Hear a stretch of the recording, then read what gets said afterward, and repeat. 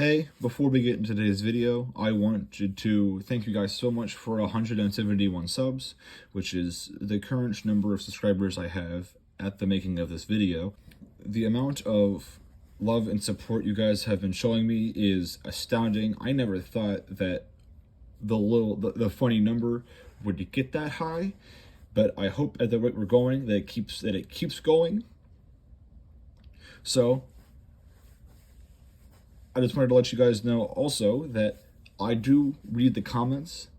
I am terrible about responding to them, but I do read all of the comments, all of them.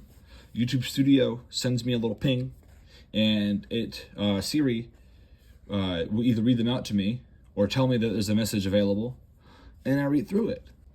And I gotta say, you guys' stories have been eye-opening. I love all of the extra input. I absolutely adore it. I have all this knowledge that I love to share with you guys, and you guys give me feedback. You guys tell me if I'm wrong. You guys go, yeah, I hated that too. Or you guys give me insight on a system or device that I didn't know even had problems. So I'm going to once again encourage to let me know how you feel about any handheld gaming device in the comments. It doesn't necessarily have to be the one that's in the video, just let me know. I like to learn, and we can learn together. But to the actual main part of the video, releasing in 2017, the original 2DS XL launched with Mario Kart as a bundle set. And it did really well, launching at only $150. Lord forbid you get one for that price tag these days.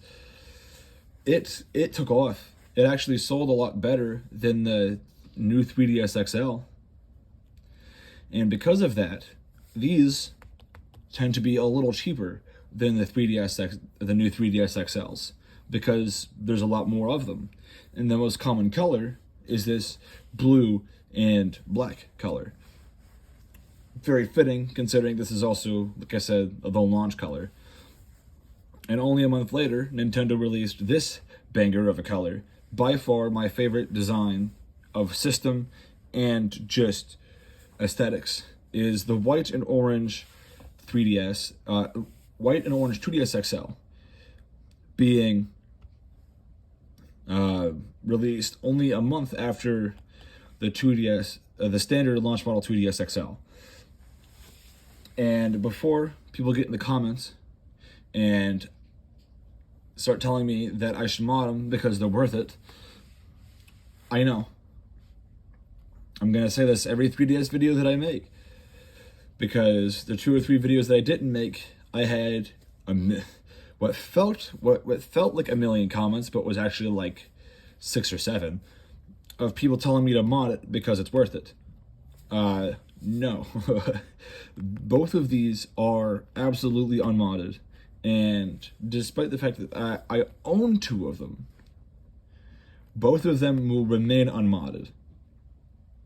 I only have 2 modded 3DSs, and they will continue to be my only modded 3DSs.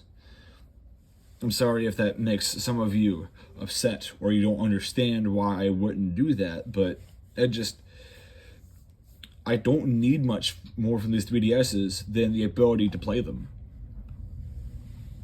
So unless Nintendo releases an update that makes them impossible to play, unless you mod it, then they're going to stay unmodded, because I can still play physical DS and 3DS games on them. Anyways, considering that this one's my favorite, we're going to use this one for the review. This is actually... the texture up top here is I would say rubber. I'm trying to think. It feels like it's hard to describe. It's like those pencil cases from elementary school. But it feels really nice. Premium, high quality. I know it's like a polyurethane plastic, as most of this 3DS is polyurethane plastic. No, I think it's actually ABS. Well, the shell is, but this might be polyurethane. You might be noticing, unlike the 3DS XL, there is no volume slider and there is no 3D slider. Just like its predecessor, the standard 2DS, the 2DS XL does not support 3D. And just like its sister release, the new 3DS XL, it has a C-Stick. Meaning that you can play all new 3DS games.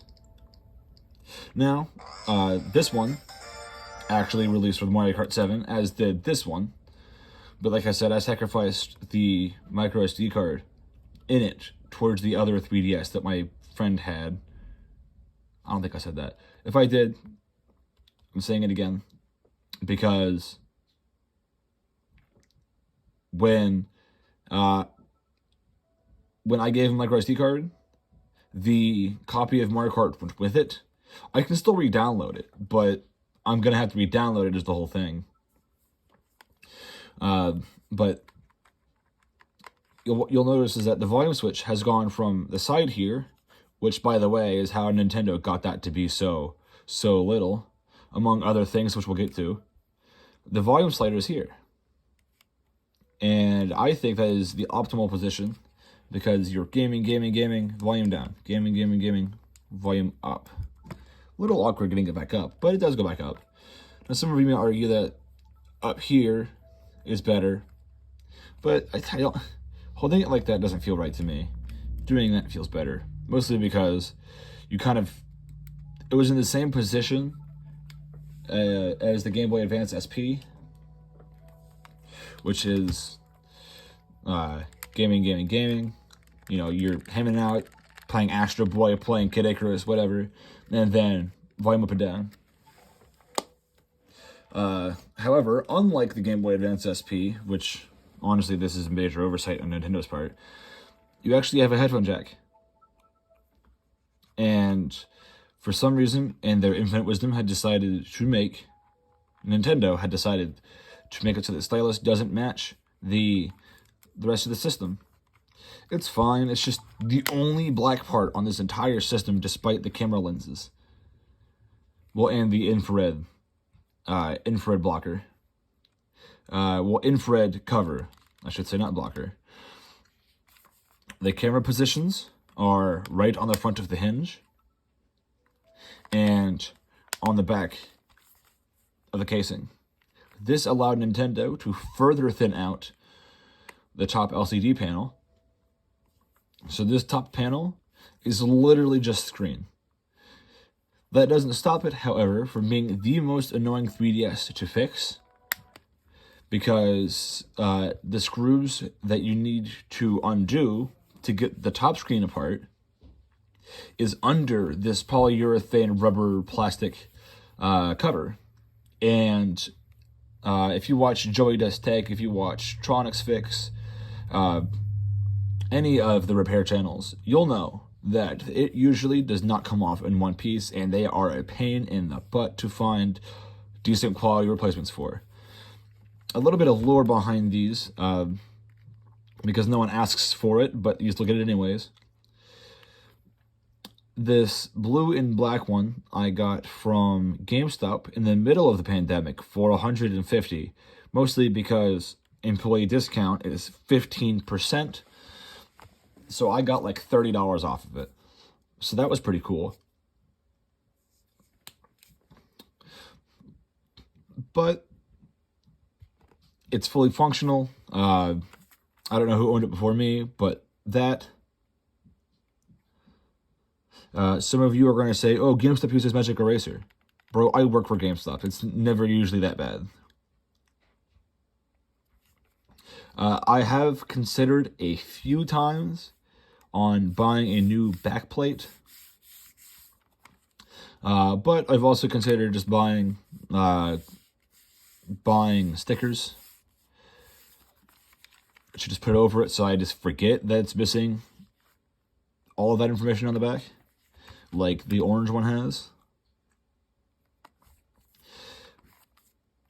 And nothing wrong with this one. This one's whatever. Whatever, as in, it's got no issues. Nothing quirky about it. This one, I got from Retro Game Store. I was there trying to buy a copy of Ratchet and Clank for the PS2. Because despite my channel being mostly handhelds, I do enjoy other systems. Let me know down in the comments if perhaps you want to see me review actual consoles, not just handhelds. But I saw this in the cabinet, and I was like, hey, how much? Because despite mostly everything being stickered, not everyone's perfect, so they didn't remember to sticker it, but they wanted $200 for it. And because their prices are negotiable, I asked them how low they were willing to go, and they said, well, $160. And I want to preface that I spend a lot of money there. A lot. I also had trading credit. That helped. I don't remember what I traded in, but I had trading credit, so that did help.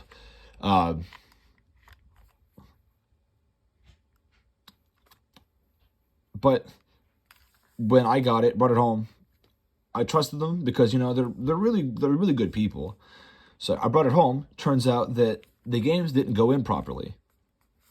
So when you would put the game in, it wouldn't seat properly.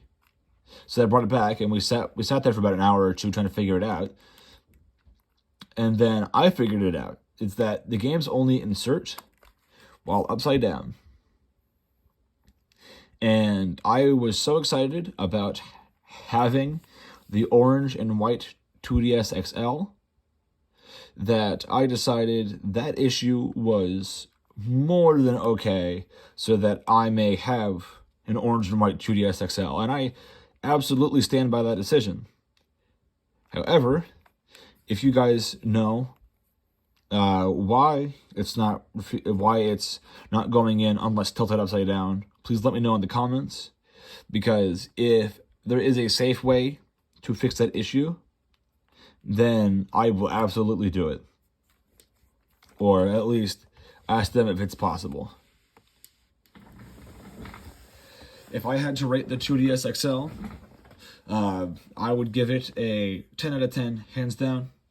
Some of you may prefer the new 3DS XL and the somewhat rare IPS display. I don't know why. It looks literally no different from the LCD display. But this is by far the best 3DS in the entire lineup, and that is a hill I am willing to die on. Look how small, portable, and fun they are. They came in fun colors.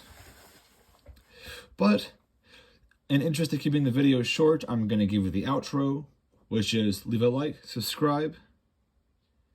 I'd say leave a comment, but I've said that probably at least 3 times already. Hit the notification bell so you know when I upload next. And I do have that surprise still on the way. UPS is just special. I think you guys are going to be really excited about that one. I look forward to seeing you guys next time.